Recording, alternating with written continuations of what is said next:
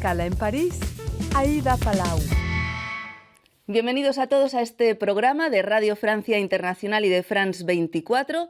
Hoy nos adentramos en la ciencia ficción con el último libro del escritor chileno Boris Quercia, Electrocante. Es su cuarta novela policial, pero esta vez ambientada en un mundo distópico, un mundo imaginario que, sin embargo, nos recuerda en algunos aspectos a la realidad que ya estamos viviendo. Muchísimas gracias, Boris, por estar con nosotros, por volver aquí a nuestro programa Escala en París. Muchas gracias, Aida. Un gusto estar aquí, como siempre. Bueno, ya le recibimos hace 3 años. Sí.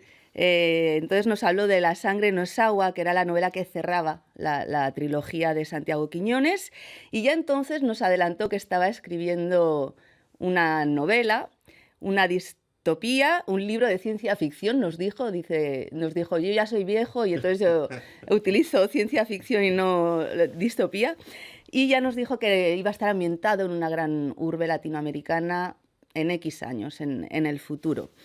Bueno, este libro sigue con la novela policial, Electrocante, sí.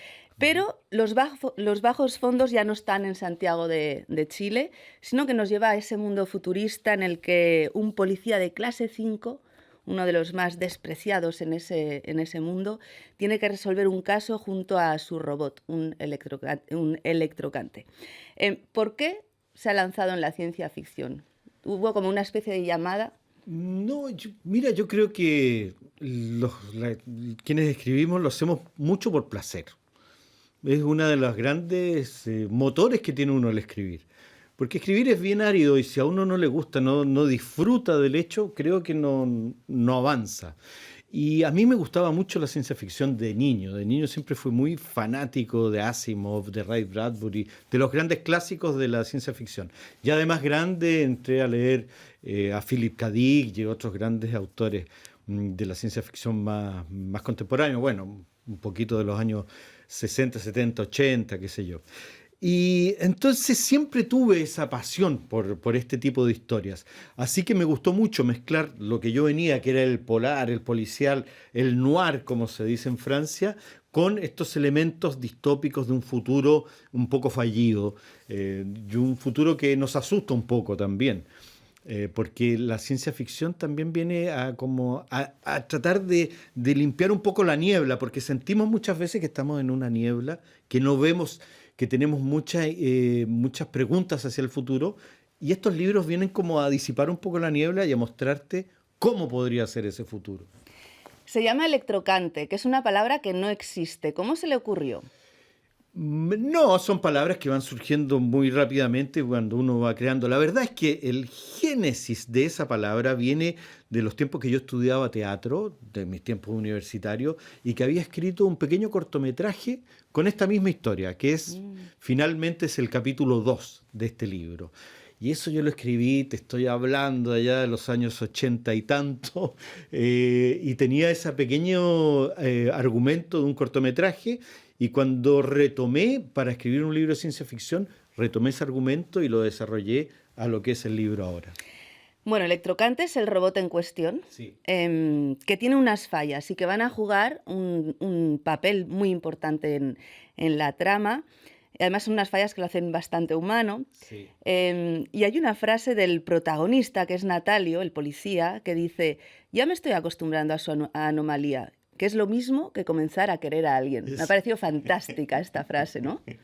Sí, la verdad es que todos tenemos ciertas anomalías y creo que en la vida nos vamos encontrando con quienes tienen nuestras mismas anomalías y nos entendemos, ¿no? Ahora es interesante en la novela cómo esta anomalía de este robot lo hace entrar en unos loops de pensamiento que los llevan a algo parecido a la conciencia, al darse cuenta que uno está vivo, que es lo que nos diferencia de todo el resto del reino animal, de todos los otros mamíferos, es que nosotros tenemos conciencia de que estamos vivos. Y estaba leyendo hace poco cómo están investigando que la conciencia tiene que ver con un mecanismo cuántico, al parecer. Y estamos al borde de una gran revolución de la humanidad, que es la computación cuántica. Entonces, y yo uno estas dos cosas y trato de hacer un robot que logra la conciencia. Y eso es lo interesante.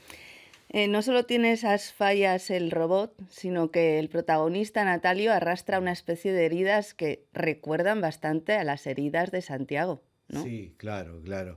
Lo que pasa es que todo el héroe de la novela negra es alguien que arrastra, héroe o antihéroe más bien, ¿no? Es alguien que arrastra una gran fractura interna, una herida interna, y que no tiene cura finalmente. Pero a pesar de eso logra vivir y logra encontrar o seguir en la búsqueda de algún sentido en su vida.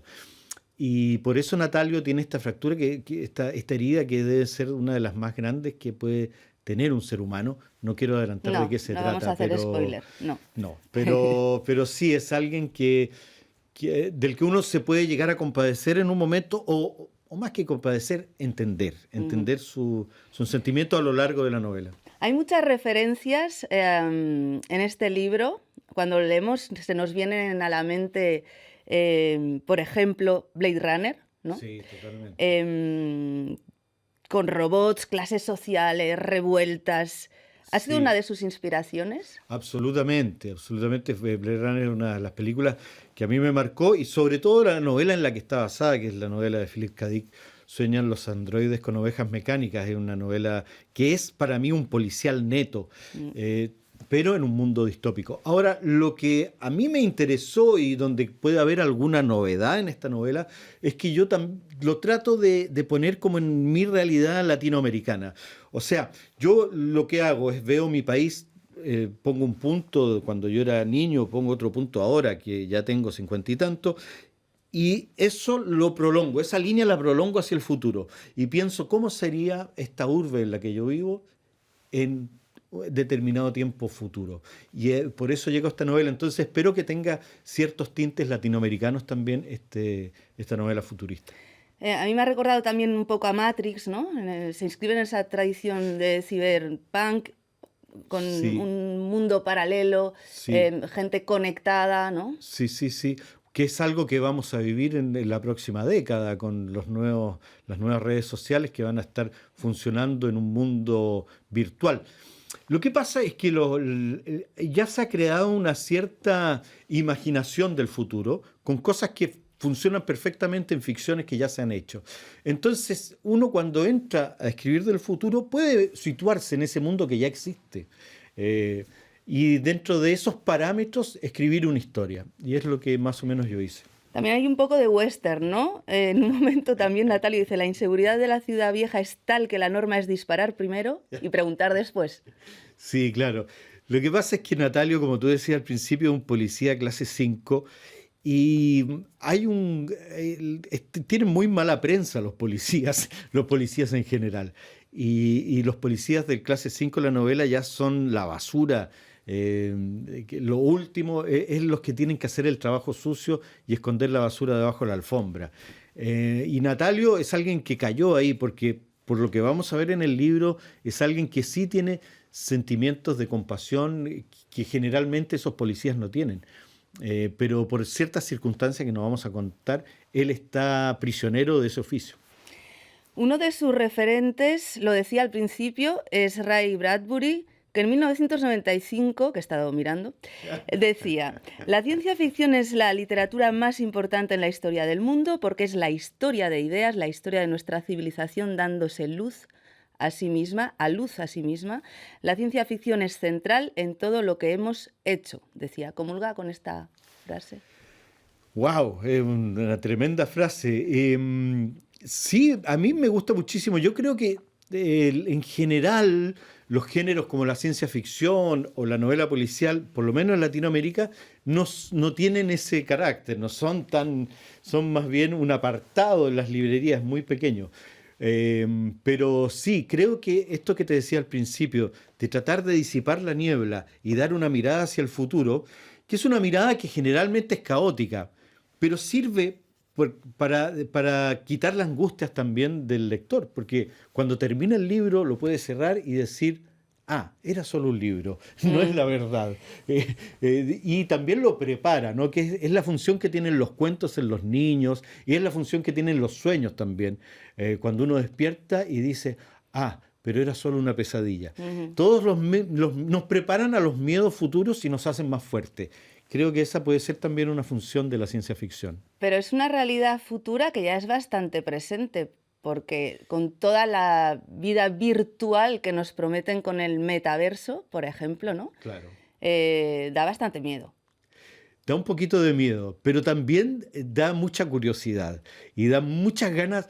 A mí una de las cosas que me da pena de morirme, pena o tristeza, porque significan cosas diferentes en diferentes lugares de Latinoamérica, de morirme es no ver cómo va a seguir avanzando la humanidad y las cosas que se van a inventar. Eso es lo que más rabia me da de morirme, más que otras cosas. Pero una cosa que te quería acotar es que cuando uno escribe ciencia ficción es también una manera de hablar del presente, porque si uno habla del presente muy directamente puede resultar un poco panfletario, sobre todo como hablo en el libro de clases sociales, de política, de estructuras de poder. Si uno lo dice tal como es ahora puede resultar un poco panfletario, pero si lo pone en un contexto del futuro, eso es una especie de metáfora. Y el mensaje quizás llega mucho más directamente. Llega mejor, a través de esa historia en un mundo que no existe. No estoy imaginario. Nombrando a nadie directamente, pero sí en la novela yo siento que hablo mucho del presente, como tú decías al principio. Ha estado en varios festivales estas semanas por Francia. Estuvo en el Festival de Novela Negra de Lyon, en el este de Francia, que es uno de los más grandes. ¿Cuál fue la acogida del público? Porque además sus libros es que se publican simultáneamente, ¿no? En francés y en español. Mira, estoy muy gratamente conmovido porque en un principio yo hace ya varios años que vengo a los festivales y qué sé yo, desde mi primer libro, y al principio era muy difícil llegar a la gente, pero ya siento que ya tengo un pequeño público que me sigue, que me va a buscar a estos festivales a pedir las firmas y qué sé yo. Así que estoy súper contento del recibimiento y con muchas ganas de seguir en este camino. O sea, que ya tiene un grupo de fans. Tengo mis pequeños fans. No serán demasiados, pero son fieles.